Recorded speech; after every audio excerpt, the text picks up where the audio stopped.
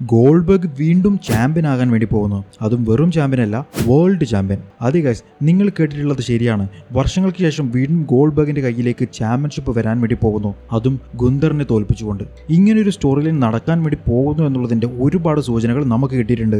അതുപോലെ Roman Reigns return ചെയ്തുകൊണ്ട് ഗോൾഡ്ബർഗിനെ രക്ഷിക്കും എന്നുള്ളതിന്റെ കുറച്ച് കാര്യങ്ങൾ കൂടി കേൾക്കുന്നുണ്ട്. അപ്പോൾ ഇതെല്ലാം തന്നെയാണ് നമ്മൾ ഇന്നത്തെ വീഡിയോയിലൂടെ നോക്കാൻ വേണ്ടി പോകുന്നത്. വീഡിയോയിലേക്ക് പോകുന്നതിന് മുമ്പേ ഗോൾഡ്ബർഗ് വേഴ്സസ് ഗുന്തർ തമ്മിലുള്ള മാച്ചിൽ ആരായിരിക്കും വിജയിക്കാൻ വേണ്ടി പോകുന്നത്, ആ അഭിപ്രായം വീഡിയോയുടെ താഴെ കമന്റ് ചെയ്യാൻ മറക്കരുതേ. വീഡിയോ കാണുന്ന എല്ലാവരും ഒന്ന് ലൈക്ക് ചെയ്ത് സപ്പോർട്ട് ചെയ്തേക്കണേ.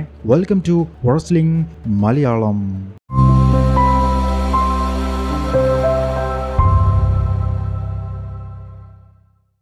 WWE റോ എപ്പിസോഡ് നിർത്താതെ നടന്നിട്ടുണ്ടായിരുന്ന ഒരു പരിപാടിയായിരുന്നു ഈറ്റ് എണ്ണന്റെ ഈറ്റുകൾ.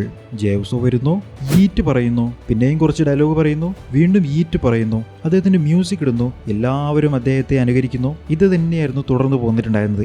എന്നാലും ആഴ്ചയിൽ വെച്ചിട്ട് ജേവ്സോ നന്നായിട്ട് തന്റെ ചാമ്പ്യൻഷിപ്പ് ഡിഫെൻഡ് ചെയ്യുന്ന രീതിയിലുള്ള കാര്യങ്ങളെല്ലാം തന്നെ ചെയ്തിട്ടുണ്ടായിരുന്നു. ഗുന്തറിനെതിരെ ഇടയ്ക്കിടയ്ക്കെല്ലാം തന്നെ മത്സരിക്കുക, ആ മത്സരത്തിലെല്ലാം തന്നെ ജേവ്സോ വിജയിക്കാൻ വേണ്ടി തുടങ്ങുക. ബാക്കിയുള്ള റെസ്ലേഴ്സിനെതിരെ എല്ലാം തന്നെ ജേവ്സോ സർപ്രൈസ് ആയിട്ട് വന്നിട്ട് ഫാൻസ് എല്ലാവരും ജേവ്സോയെ ഇഷ്ടപ്പെടുക. അങ്ങനെയുള്ള ഒരുപാട് കാര്യങ്ങളെല്ലാം തന്നെ ജേവ്സോയുടെ കരിയറിൽ നമ്മൾ കണ്ടിട്ടുണ്ടായിരുന്നു. എന്നാൽ അങ്ങനെ ഇരിക്കുന്ന സമയത്തായിരുന്നു പെട്ടെന്ന് ജേവ്സോ വേഴ്സസ് ഗുന്തർ തമ്മിലുള്ള world championship match WWE confirm ചെയ്തിട്ടുണ്ടായിരുന്നത്. സ്ഥിരമായിട്ട് നടക്കുന്ന മാച്ച് ആയതുകൊണ്ട് എന്തായാലും ഗുന്തർ തോൽക്കുമെന്നുള്ളത് ഉറപ്പ് തന്നെയായിരുന്നു. പക്ഷെ അൺഎക്സ്പെക്റ്റഡ് ആയിട്ട് ഗുന്തർ ആ ഒരു മാച്ചിൽ വിജയിച്ച് വേൾഡ് ചാമ്പ്യനായി മാറുകയുണ്ടായി. എന്താണ് ശരിക്കും അവിടെ സംഭവിച്ചത് എന്നുള്ളത് എല്ലാവരും പരതി നടന്നു. അപ്പോഴാണ് മനസ്സിലായിട്ടുണ്ടായിരുന്നത് WWE COO ആയിട്ടുള്ള ട്രിപ്പിൾ എച്ചിന്റെ പ്ലാനുകളായിരുന്നു ഇത്. ട്രിപ്പിൾ എച്ച് ഗുന്തറിനെ ഈ ഒരു ചാമ്പ്യൻഷിപ്പ് വിജയിപ്പിച്ചതിന്റെ കാരണം ഗോൾഡ്ബർഗ് വേഴ്സസ് ഗുന്തർ തമ്മിലുള്ള ഫ്യൂഡ് തുടങ്ങാൻ വേണ്ടിയിട്ടാണ് എന്നുള്ളതായിരുന്നു അറിഞ്ഞിട്ടുണ്ടായിരുന്നത്. ഗോൾഡ്ബർഗ് വേഴ്സസ് ഗുന്തർ തമ്മിലുള്ള ഫ്യൂഡ് തുടങ്ങണമെന്നുണ്ടെങ്കിൽ എന്തിന് ഗുന്തറിന്റെ കയ്യിലേക്ക് ചാമ്പ്യൻഷിപ്പ് കൊടുക്കണം?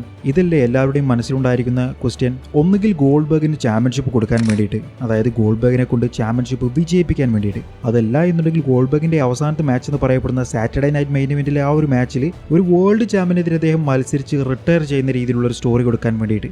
വേൾഡ് ചാമ്പ്യൻ ആകുമ്പോൾ നല്ല പവറുള്ള റെസ്ലർ ആയിരിക്കുമല്ലോ, അപ്പോൾ അങ്ങനെ ഒരു സ്റ്റോറി ലൈൻ കൊടുക്കാൻ വേണ്ടിയിട്ട്.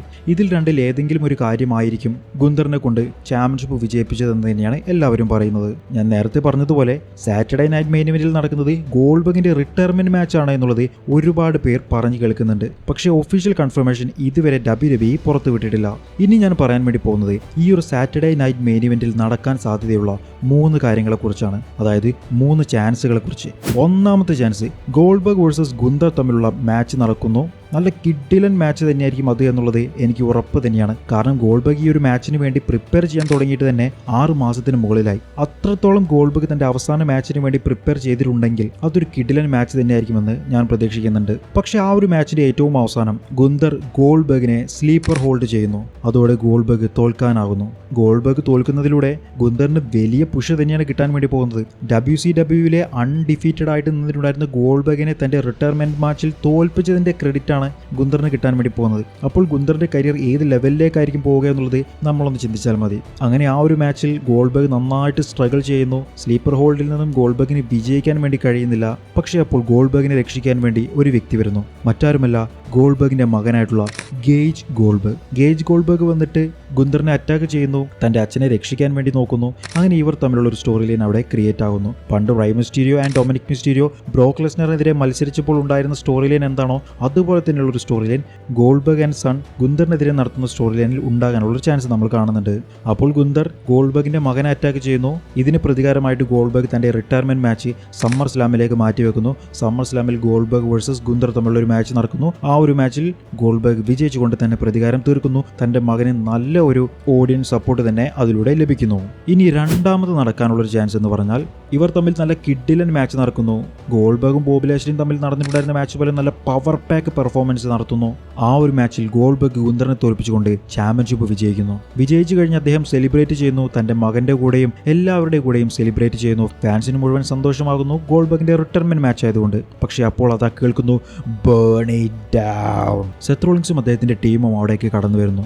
ഗോൾഡ്ബർഗിനെ അറ്റാക്ക് ചെയ്ത് ഒരു പരുവമാക്കുന്നു, ക്യാഷ് ഇൻ ചെയ്യുന്നു. എന്നിട്ട് സെത്ത് റോളിൻസ് ചാമ്പ്യനായി മാറുന്നു. ഇങ്ങനെ സെത്ത് റോളിൻസ് ചാമ്പ്യൻഷിപ്പ് വിജയിക്കുന്നതിലൂടെ സെത്തിന്റെ ടീമിന് വളരെയധികം പേരും പ്രശംസയും കിട്ടുന്നു. കാരണം അവർ അറ്റാക്ക് ചെയ്തിട്ടുള്ളത് അൺഡിഫീറ്റഡ് ആയിട്ടുണ്ടായിരുന്ന ഗോൾഡ്ബർഗിനെ ആയിരുന്നു. അതോടെ സെത്ത് റോളിൻസിന്റെ ടീമിനോട് എല്ലാവർക്കും വളരെയധികം ദേഷ്യം തോന്നുകയും റോളിൻസിന്റെ ടീം വേറെ ലെവലിലുള്ള ഹീൽ ക്യാരക്ടറായി മാറുകയും ചെയ്യും. ചിലപ്പോൾ ഗോൾബർഗിനെ അറ്റാക്ക് ചെയ്യാൻ വേണ്ടി പോകുന്നത് ബ്രോൺ ബ്രേക്കർ ആയിരിക്കാം. ബ്രോൺ ബ്രേക്കറെ ഒരു കുട്ടി ഗോൾബർഗ് ആയിട്ടാണ് WWE വളർത്തിക്കൊണ്ടുവരുന്നത്. അപ്പോൾ ഗോൾബർഗിന്റെ അതേ കിഡിലൻ സ്പിയർ ബ്രോൺ ബ്രേക്കർ ഗോൾബർഗിനെ ചെയ്താലോ അതൊരു കിഡിലൻ മൊമെന്റ് ആയിരിക്കും. ഇപ്പോഴത്തെ സ്പിയറിലെ രാജകുമാരൻ തന്നെയാണ് ബ്രോൺ ബ്രേക്കർ. എല്ലാവരും എക്സ്പെക്ട് ചെയ്തിരിക്കുന്നത് സെത്ത് റോളിൻസ് വന്നുകൊണ്ട് ജോൺസിനെതിരെ ക്യാഷ് ചെയ്യും എന്നുള്ളതായിരിക്കും. കാരണം അവർ തമ്മിലുള്ള ഒരു ഹീറ്റ് നൈറ്റ് ഓഫ് ചാമ്പ്യൻസിൽ തന്നെ നമ്മൾ കണ്ടിട്ടുള്ളതാണല്ലോ. ഇങ്ങനെ ഒരു ട്വിസ്റ്റ് അവിടെ വന്നു കഴിഞ്ഞാൽ ആരും അത് പ്രതീക്ഷിക്കില്ല. സെത്ത് റോളിൻസിന് നല്ലൊരു പുഷ് തന്നെയായിരിക്കും അവിടെ കിട്ടാൻ വേണ്ടി പോകുന്നത്. സെത്ത് റോളിൻസിന് മാത്രമല്ല അദ്ദേഹത്തിന്റെ ആ ടീമിന് മുഴുവൻ കിട്ടാൻ വേണ്ടി പോകുന്നതും അങ്ങനെ ഒരു പുഷായിരിക്കും. ഇനി മൂന്നാമത് നടക്കാനുള്ള ചാൻസ് എന്താണെന്ന് നമുക്ക് നോക്കാം. നേരത്തെ പറഞ്ഞതുപോലെ തന്നെ ഗോൾബർഗ് ഗുന്തറിനെ തോൽപ്പിക്കുന്നു, ചാമ്പ്യൻഷിപ്പ് വിജയിച്ചുകൊണ്ട് അവിടെ സെലിബ്രേറ്റ് ചെയ്ത് നിൽക്കുന്നു. അപ്പോൾ സെത്ത് റോളിൻസും അദ്ദേഹത്തിന്റെ കിങ്കരന്മാരും ഗോൾബർഗിനെ അറ്റാക്ക് ചെയ്യാൻ വേണ്ടി അടുത്തേക്ക് വരുന്നു. ഗോൾബർഗ് റിങ്ങിന്റെ സെന്ററിൽ ചാമ്പ്യൻഷിപ്പ് പിടിച്ചു നിൽക്കുന്നു. സെത്ത് റോളിൻസും ടീമും റിങ്ങിന്റെ 3 സൈഡുകളിലായിട്ട് അവിടെ നിൽക്കുന്നു. ഗോൾബർഗിനെ ഇപ്പോൾ അറ്റാക്ക് ചെയ്യുമെന്നുള്ള ആ ഒരു ലെവലിലെത്തി നിൽക്കുന്ന സമയത്ത് അതാ വരുന്നു റോമൻ റെയിൻസ്. റോമൻ വന്നുകൊണ്ട് ഗോൾബർഗിനെ സെത്ത് റോളിൻസിന്റെ കയ്യിൽ നിന്നും രക്ഷിക്കുന്നു. അതൊരു കിഡിലൻ റിട്ടേൺ ആയി മാറുന്നു. തൻ്റെ പഴയ ട്രൈബൽ ചീഫിന്റെ മ്യൂസിക് ഇട്ടുകൊണ്ട് റോമൻ റെയിൻസിന്റെ കിഡിലൻ വരവ്.